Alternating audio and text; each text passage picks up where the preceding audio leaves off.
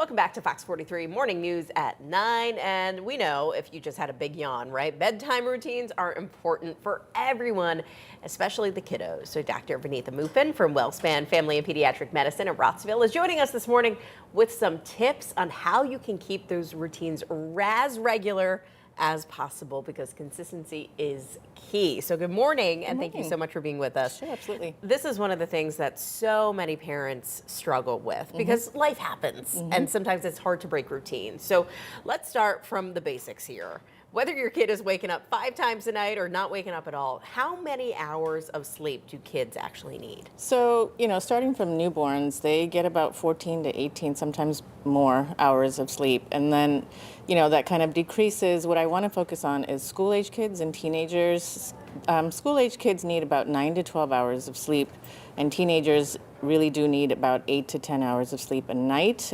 Studies show that 7 in 10 teenagers are not getting that because of school activities, sports, working, homework. I would say on an average in my office, I would say people are getting maybe 4 to 5 hours of sleep a night.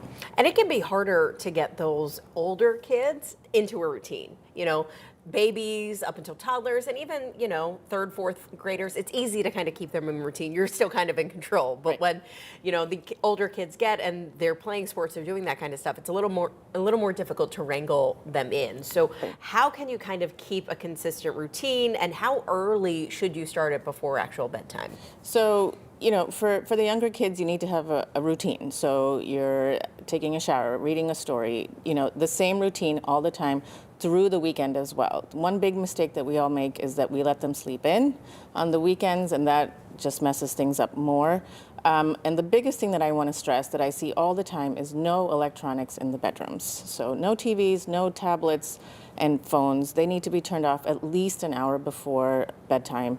That seems to be the biggest issue right now, is electronic usage before sleep. And also no large meals or no large intakes of caffeine before sleep is important for the older kids. And I know you were saying sometimes shower bath time, and you hear some people say, I can't shower at night, it will wake me up.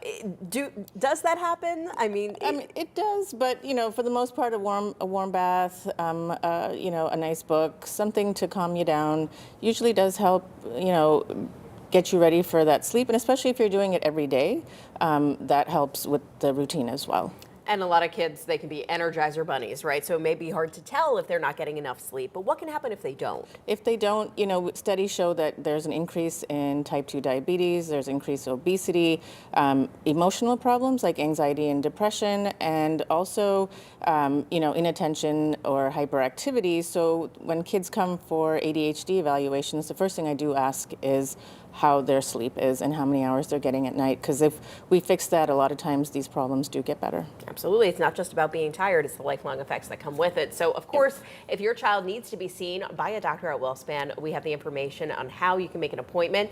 You'll find that on fox43.com. Dr. Moopen, thanks so much for being with us this morning. Absolutely, anytime.